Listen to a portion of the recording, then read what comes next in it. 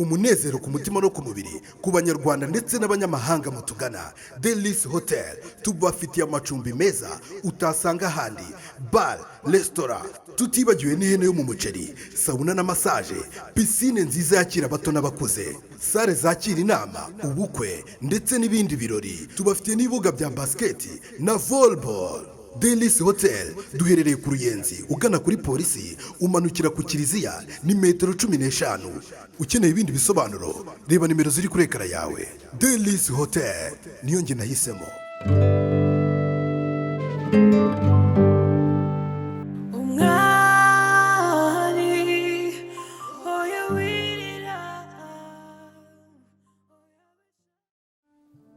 Nikorati ibyo bintu uvuze ubikuye he? Abasundi mama ubwo muri kunyumva koko? Nzi ikintu nshaka kumenya gusa nuko izina Shema numvise avuga ari ry'umwari. Umwari ngewe niyiziye ahangaha, nicyo nashaka kumenya. Niyo mpamvu nababazaga ngo umwari ari hano cyangwa ntawe uhari. Umva ko noneho maburetse gato, niba koko ibintu Latifa ari kuvuga ari byo, sha umwari arapfuye, kubera ko haba Shema nta burenganzira na butoya afite bwo kubiba, haba no n'umugabo wanjye. Ibyo ni ibintu bizwi. Umva ko nimugenze gake, nimutuze maho umva turi mu nsinzi. Mureke tubanze duperereze neza ibyo bintu, tubanze tumenye niba umwari Latifa avuga ari uyu mwari wa Birasa koko. Ubundi abantu baritirana. Mama, nanjye icyo nicyo nshaka kumenya gusa. Umva rero mbabwire mwa bakobwa, iyo bintu uzanye abaye ari umwari uyu nguyu uba hano, ibintu Birasa yaba abiziho. Yaba abizi gute mama? Aho mama usubwo ko bishoboka akaba abizi akaba ari umukino yari ari kudukina. Uribuka ibintu yigeze ambwira? Ndabyibuka. Ariko nanone rati ibintu biramutse ari byo yaba ariyo nsinzi yacu. Ndasabize. Ndakubwiye ngo umwari aramutse atwite itari ya Birasanga ndetse na Birasa abizi, bakadukina agakino kameze gutya, yaba ariyo nsinzi yacu.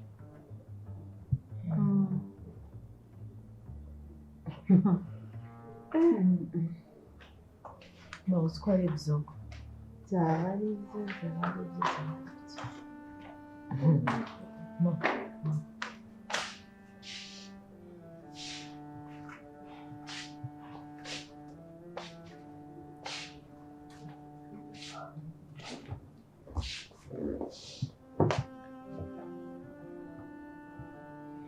none se Birasa ko ndafashe ibikapu ugiye?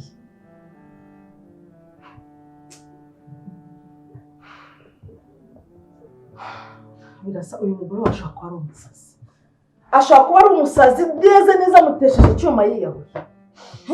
Marega nipfire undi ntabwo nshaka. Kaho ndebere ibaza aramutse apfiriye ahangaha ntabwo badufunga twese? Ntabwo nari mvuga ngaho mubwira ngo ntabireka ze muri salo tuvugane. Tuvugana se tuvugana iki? Uzi ko mwawe icyuma neza agiye kukiteranyije ubwo ngana musigitana unamura kibona. Koko urashaka umwana w'abandi kwaha? Mwana ubundi ntabwo birangiriye ahangaha. Mva mu mada ntuzagire utese ibibazo mbabarira.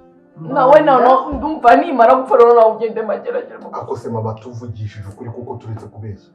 Kubera iki mukomeza kumbangamira kwe? Ntabwo ari kukubangamira, ariko binabigizemo uruhe ruhare? Niba wamwanze umugore cyako. Ese mama nk'ubu koko wamuhamagaye umuhamagara umujyana neza. Iryo kosa I'm sorry uzambabarira, nanjye sinanize ko ariko bisagenda. Ariko nanjye maje gusubiza ubwenge kugisanga ndi umusazi. Mbabarira Birasa, uyu mugore muhagacira arakukunda pe. Niba ageze naho yahura urumva ni ikibazo kidukomereye. Ako ngiye kugeza n'umunsi none ntabwo nzi uruhanga. Nanjye ntabyo nzi. Umwanya urambwira ngo umwari undi mwanya ukambwira. Erega ikibazo reba nk'ubu wagiye ariko ubundi wabarongoye bose. yego rabundi bimutwaye aba bagore wabatunga bose uyakaba wisezerano uriya nawe ugatunga uriya mwana we wamuteye ukabatunga bose nanjye rwose humura nzagufasha. Uzamfasha kubarongora? Oya ntabwo nzagufasha kubarongora ariko nzajya mbagira inama ntibazashwana nta mutima mubi bazaduteza. Nose ubu nabamaze iki nasi byose namwakaga sinyo namwakaga ngo amagaciro kanje nk'umugore muri uru rugo ibaza hagira hafata icyuma kimwamwe tukirwanira Imana nyagasani cyakora Imana irihangana sigiye kubeshya jewe ubwo burangije umutima urarya. Mama ntabwo ibintu byose twari turimo byari bike kuko nabona imyanzuro n'ubundi nafashe ntabwo nshobora kuyivaho. Latifa namuhamagaye aragaruka njya wamuzanye kugira ngo ikibazo turi kumwe tugikemure. Birasa mwana wanjye ntabwo narinzi ko ushobora gufata icyemezo kigayitse gutya. Ibyo ntabwo byakuraho ko ngomba kugenda. Nose Birasa aho kugira ngo ugende uve mu nzu yawe waretse twebwe tukagira cyangwa si uyu nguyu niba ari ukubangamiye nasohoka agende ariko mwana wanjye nta mugabo wahukana kirazira kikazira ni amahano kikaziririzwa. Mama ntabwo nahukanye kuko umugore wanjye turi kumwe rero kugira ngo mubeho mufite amahoro muri mu nzu yanyu dore ko ngiye uburenganzira bwayo mwamaze kubunyagura twarasezeranye 50 kuri 50. Ikindi kandi inzu nayihawe n'umugabo wawe. Birasa reka sisa agende reka sisa bari ugenda ndakwingize mwana wanjye ibintu ntabwo byazavugwa mu bantu.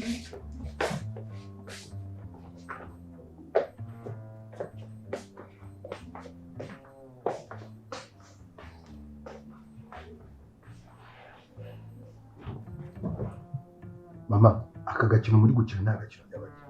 Oya ntabwo ari agakino mwana wa sisi nagenda avangaha ibibazo byanyu muzabikemurira mu nkiko hanyuma Latifa nawe mwana wanjye rekera umwana n'umugore bagira amahoro. Ugeze neza tazongera kuvuga umwari ndakwingize mwana wanjye. ndabyumva mama bareho mu mahoro rwose. Ese mama ntabwo bishoboka ko byibura mwasubira mu nzu yanyu mukagenda? Erega mwana wanjye ikintu cyatumye nza aha ngaha ni ukubera umwari atwite kandi umugore utwite aba agomba kugira umuntu umuba hafi. Urabizi ko agiye ku kazi. Umwari nzamwitaho. Oya mwana wawe oya umva rero madamu rwose mbabarira ndakwinginze sibyo ndakwinginze ibintu byo kwiyahura ubisibe mu bwonko bwawe. Ako mama uzi n'ikindi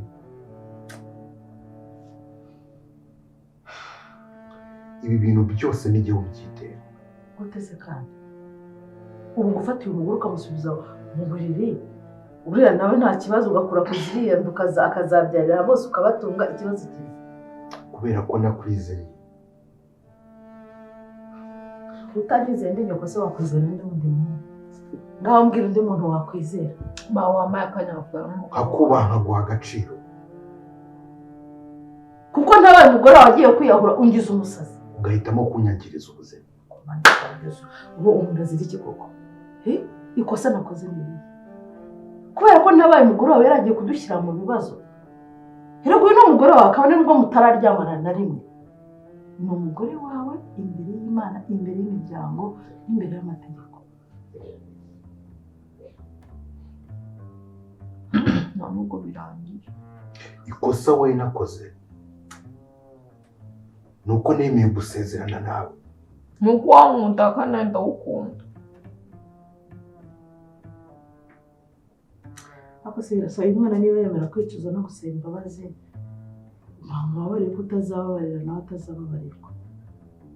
Mama ntabwo bishoboka ko natunga abagore babiri mu nzu. Okay no mamereza cyacyo.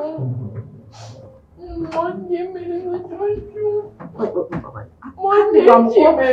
Bamva sisi. Kwiyahura ngaro wamuti. No yica sura wonye birasa. Watuje. Waba iki?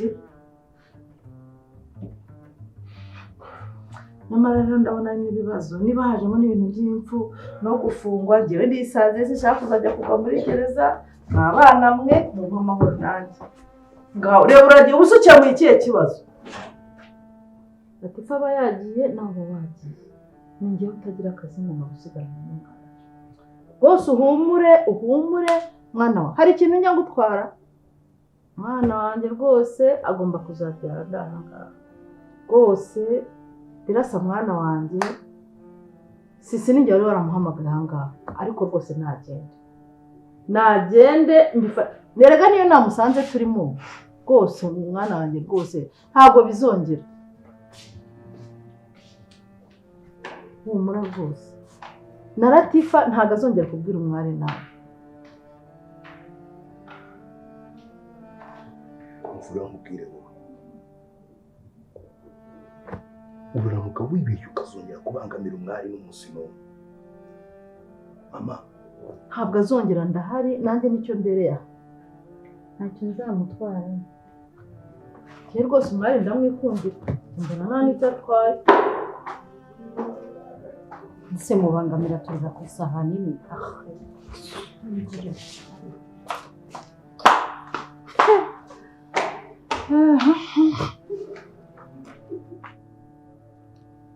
nyine njye sinzi ukuntu nabikubwira gusa nyine uriya mugore angeza ahantu sinzi ukuntu nabisobanura kugeza n'aho atinyuka kumbwira ngo ndebe ukuntu nava muri ruriya rugo ngwamo amafaranga ngo ngende ngo mbe free nyine akumva ko harimo amafaranga ngo nkava muri ruriya rugo nkagenda nyine nta rukundo namba ntabwo akunda umwari habe na mba ese uri kuvuga uwuhe mugore kuri ruriya rugo rwuzuyemo abagore uriya mugore wa mbere wa Birasa sisi njye yaramamagaye arangije arambwira ngo ntabwo ngushaka ahangaha ngo ndashaka kuguha amafaranga yose ushaka ukava ahangaha ukagenda byumvise numva birambabaje ntekereza ukuntu ngiye nshobora gusiga umwari ngo mpawe amafaranga kugira ngo ngende ese ubundi kuki umuntu aguhamagara akagenda asetagura ibirenge ntabwo ushaka kwihuta iyo umuntu aguhamagaye ariko ngende uko bisanzwe kandi uko naje numva nta kibazo ese ubundi witwa ngo nitwa Hirwa iwanyu ni Nyamagabe ubu wavuye i Nyamagabe uzi i Kigali naraje nese umva ari ibintu bikaze uraza uva i Nyamagabe urenga ahantu hose urareba ubona inzu yo kwa Sisiri uri buze kuruhukiramo ariko mwana we erega ni kwa mushiki wanjye funga wa munwa wawe kwa mushiki wawe wowe nanze tuyubaka mwari muhari we na mushiki wawe indi uyubaka ako uswa harya ntabwo nakwibwira ntabwo nzi kamwibwira neza ngiye banyita Sisi ubyumva neza ibyo ndabyumva ibyo uri kumbwira ariko uretse ntabwo nkunda iyo ndi kuvuga n'undi nawe ukavuga urumva wowe nyine icyo nshaka kukubwira ntabwo nishimiye kuba wamamagariye kuza hano muri iki cyumba ngewe uramamagara ngo nze mvugane nawe mu cyumba wagira ngo se nkwikorera ku mutwe kugira ngo tuvugane njye nakubwiye ngo banyita Sisi uru rugo ni urwanjye narusezeranyemo ndagira ngo rero uzingu twawe twose turi muri ino nzu twangushye ariko n'ubundi mbona nta n'imyenda ugira hanyuma ukurikire irangirwa mukobwa sibyo mwagenda iyo Nyamagabe mwagenda i Kanarangi aho mwajya hose ariko n'ubundi muri n'abakene nshobora no kuguha amafaranga nyine ari bubatangirira ubuzima ako rwose umva uve hano cyangwa nabyumvise uve hano pe ariko njye ntabwo nitaye ku cyo uri cyo hano muri uru icyo nzi cyo ni uko umwari ari we nyiri urugo na Birasa rwose ntabwo nkuzi ntabwo nzi ntabwo nkuzi pe kandi ikindi ibyo kumbwira kuva ahangaha ngiye nkagenda uragira gute ntabwo nshobora kugenda wese unyirukana kandi muri uru mubwira ko amafaranga atagurishwa urukundo ngiye nkunda umwari pe ahubwo wowe mbwira uriya mugore niwe guteye ubwoba Hirwa kugeza naho uva mu rugo utambwiye ukagenda utambwiye habe no kuma message cyangwa kumamagara Hirwa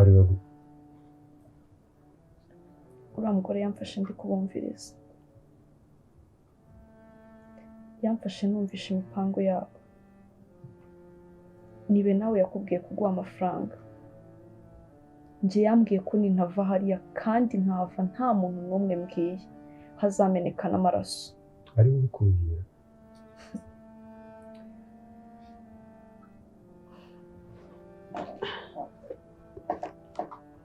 Hirwa nicyo cyatumye uva hariya se uragenda mbese urumva amaraso yari kumeneka ari ayandi Hirwa bari abantu uburyo nabumvisemo bafite ubushobozi bwo gukora ikintu cyose icyo ari cyo cyose cyitwa ubugome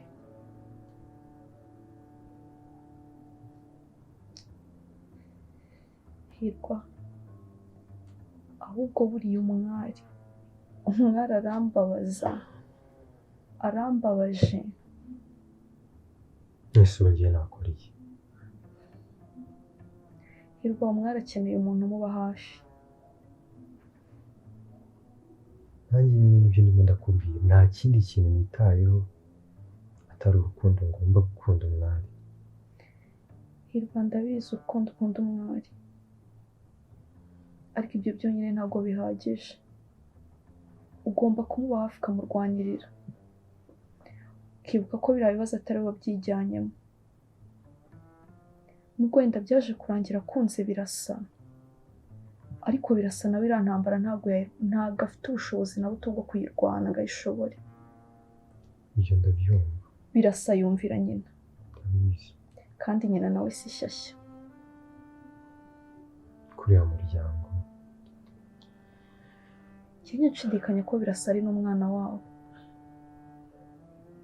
kuko nta kuntu Birasa yaba avuka muri uriya muryango uriya mugabo wigirira umutima mwiza kuriya nta kuntu yaba ava muri bari abantu bameze kuriya ibyo ntabwo nabimenya hari n'igihe umuntu agira ababyeyi bakamwana usibye ko nanone buriya ngarutse ku ruhande rwa Sisi ari mu kuri ari mu kuri nubwo wenda yatereranye umugabo wiwe ariko imbere y'abantu n'imbere y'Imana ahubwo buriya bibaye ari ibishoboka kuko iriya ntambara ngiye numvise hariya intambara izamo ibintu bivuga ngo nzamena n'amaraso ibyo byose ndabizi nanjye nirwo rugamba nshaka kurwana Hirwa umwari akeneye kuva hariya bakamushakira inzu yiwe ajya kubamo mfite ibintu byinshi bimbangamiye muri yaro ariko ndemera nkabana nabyo kugira ngo umwari atazagira icyaha wowe ubundi urinde ko nagusobanukiwe urambwira nakumvise ibyo mbwira ikindi umwari ugomba kumwitondera ngiye kurwanira mushiki wawe umwari ugomba kumwitondera ibyo ndi kuvuga si uri kubyumva nta kintu ngiye mfite nakora ariko ibyo muzakora byose Imana yonyine izabona ariko rero abantu bigira ubwoba mutagira n'amafaranga mushyira Imana imbere Imana izagura nuko ari yihana neza ariko shyamana urarebye usanga Imana rero izampana rero kugira ngo Imana izamane neza sibyo genda ubwire na mushiki wawe nawe gukurikire musubiriye wanyu iyo ngiyo wavuze uri kubyumva musubireyo muzinga utwanyu kuko ino nzu nta n'itafari n'iri na rimwe mushiki wanjye ni nyir'urugo nyir'urugo se yarasezeranye hano wowe se ahubwo urinde uzamenya ngo wasohokera mu cyumba vuba burase ukameze urashonje ugenda mushiki wawe ajye kukondora sohoka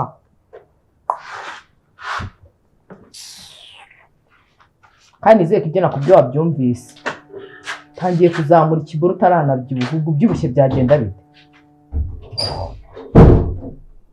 ahubwo si uwo mwari wamusize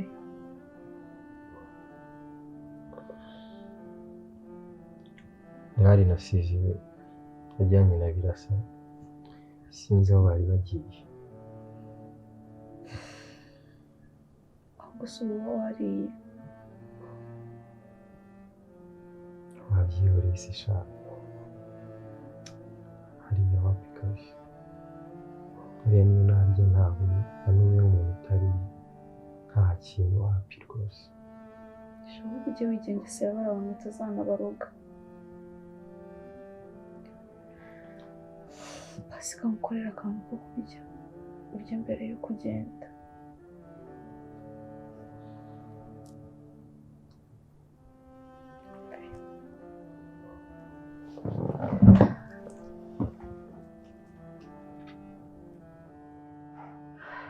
Shema,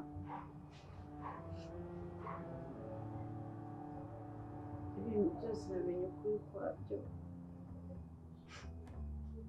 Narakoresheje nagize overreaction ariko nje gusaba imbabazi basi twiyunge birangire. Nta mukobwa singikeneye kumumenya Shema, ntabwo ngikeneye kumumenya, nkeneye amahoro yanjye nawe n'umwana wacu. Please babarira gusubira uko byari bimeze. Latifa, it's too late. It's too late. Ntabwo ngiye nyikeneye kubana nawe, nta nubwo nkigukunda. Wicara ubizi. Reba ukuntu wagiye wirakaje nkaho ugiye kunteza wenda na polisi cyangwa iki. Amahane yawe ubugome bwawe ntabwo bwatuma ngiyewe mbana nawe, nukuri. Ntabwo nakubeshya.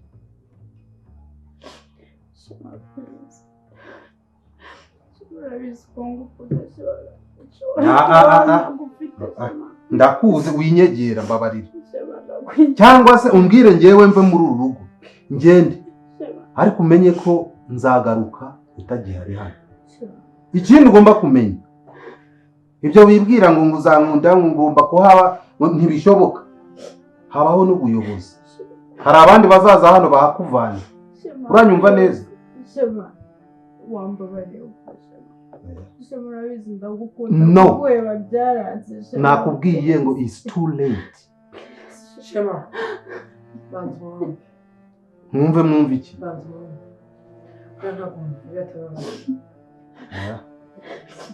Sister, njye ntabwo nakwizera, uno mukobwa ntabwo nkimwizera. Iyi ni imitwe ndamuyobewe se. Shema, Urabona nabana n'umugome nk'uyu nguyu winkoraho. Shema wambabariye Ese ubundi ndakwinginga iki? Reka njyewe ndagiye. Ibintu nkubwiye nzagaruka muri uru rugo wahavuye. Ningaruka hano utarahava hari abazakuvana. Please mumbabarire. Shema, Ariko se ndekure. So kagira ngo ni Latifa ntazi. Latifa, haguruka.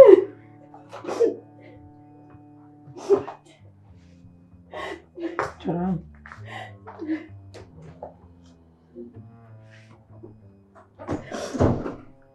Nese Latifa, n'ubu dukora iki? Umva sister, I'm serious. Ndagiye. Ariko amenye ko ino nzu ni inzu yanjye. Nutayivamo. Usigiye umugore wawe hano? Ubuyobozi burahari. Usigiye umugore wawe hano Shema? Shema, duhandoringa ibintu bintu. Shema, Duhandoringa ibintu Shema. Nta kintu mvugana nawe. Shema. Latifa, reba ingaruka za bya bintu byose, gufuha, kutamuha amahoro, utangiye kwicuza. Oya, nabyumvishije rwose. Ntaho ujya uragenda usiga urugo n'umugabo. Reba ibigango ufite, ureba imyaka ufite, igihagararo sinakubwira. Uratinyitse, uri intare, uri ingwe, uri imbogo. Uragize ngo urahunga umugore, urahukana ujya hese. Guma hano da, nirwo rupfu rwanjye. Kugenda kwawe nanjye ndapfa. Ndabona nta cyantunga. Ndagufata nk'Imana, ngufata nka data. None umugore arakumenesheje. Igitangaza ye. Ugumye ahangaha da. Nakuri kandi simbeshye. Nawe utekereje neza wakumva bidakwiye. Umva nkubwire bahene. ntihazagira umuntu n'umwe ugira ikintu agutuma ku ibutike cyangwa ahantu ariho hose hano uretse nde mushiki wanjye. Ikindi Latifa namara kugenda akava muri ubu rugo ugomba guhita ukora iki? Ugomba guhita umpamagara. Uranyumva neza? Fasha umwanzuro se. Uhagaze ku ijambo pe. Urumva udashaka kuva ku mwanzuro wawe uragiye. Ntago nongera gusubiramo. Ibyo bintu ugomba kubinkorera. Nta muntu n'umwe ugomba kuntuma ku muhanda ngo ngeyo. Usibye Latifa. Usibye mushiki we. ariko se Latifa narakumbinze niba ukunda Shema muha amahoro muha umwanya nawe agira ibyo apanga. Urifashe mbujije amahoro ugenze kuri ubuse wa mukobwa uvuga ko uzagirira nabi ngo yamuteye inda ndakeka ari umuntu ugukoze. Ariko se niki naba nakoze warabikoze ariko kurenzaho ibibi ntacyo utakoze. Nise sinihanye sinaba umwana mwiza. Yabirwa n'iki? Ubuse ntabibona ko mukunda kuko wasanga ari impamvu yake ntabwo nakwizera Latifa. Impamvu ntakwizera ejo nuko ntavuye hano meze. Rwose pe kwicuza ni byiza ariko na Shema yarakiriye umwanya. Yarakiriye umwanya wo kugira ngo abanze ashyire ibintu byo ku murongo. Ntwigeze mu mwanya yari n'igihe yigeze kumwe ko wasanze anga abashyitsi ukabasohora. Ibi byose ni ingaruka ziba ziri guhura byo muri iyi minsi. Ntakindi nakora yiretse kwihanganisha. Ngiye nzire kuba mukunda noneho. Waramukunze kugekaho kumubangamira. Guki abantu se badashima nge sinamubangamiye kwari ugufuha. Umuntu wese ukunda arafuha. Ariko urafuga kabya. Wese nkora ikintu wamukunda cyane. Nge ndazira kuba nikwirukana umuntu njyewe. Nuse niba mukunda cyane. Ibyo byararangiye. Ibyo byararangiye. Watumye umuntu wakundaga guharuka. Ibyo byararangiye ariko ntacyo ntakoze ndatetesha ngira gute. Sinzi icyo uri bukore ngo mwumvishe ko wahindutse. Ntabwo nzi icyo uri bukore. None se aragira ngo nkore iki?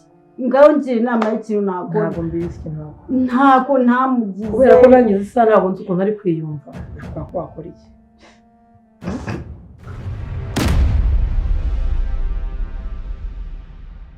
Ubuvuzi gakondo muganga Matovu ni umujyanama ku myitwarire yirukana umuze mu mubiri ugaca ukubiri n'indwara za hato na hato. Egera uyu muhanga guhanga muri iyo mihangayiko ituruka kuri stress cyangwa imirire mibi, aho bagukorera reflexology ariyo nkanguramyakura, detoxification ikura imyanda mu mubiri, hydrotherapy igabanya ibinure n'umubyibuho ukabije, aromatherapy ihashya indwara zifata imyanya y'ubuhumekero, ndetse na massage ivura umugongo n'amavunane.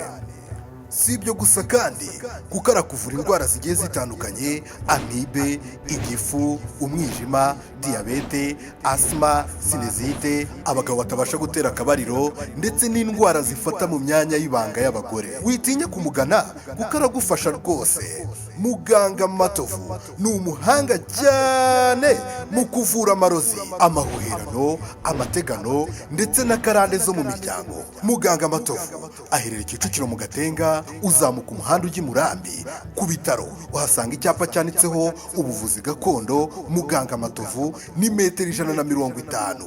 Ukeneye ibindi bisobanuro hamagara nimero ziri kuri ekara yawe. Ubuvuzi gakondo, isoko y'ubuzima. Umwari oya wirira oya beshavura Imana irakoze wanyuze mu buzima bubabaje Imana irakoze Imana irakoze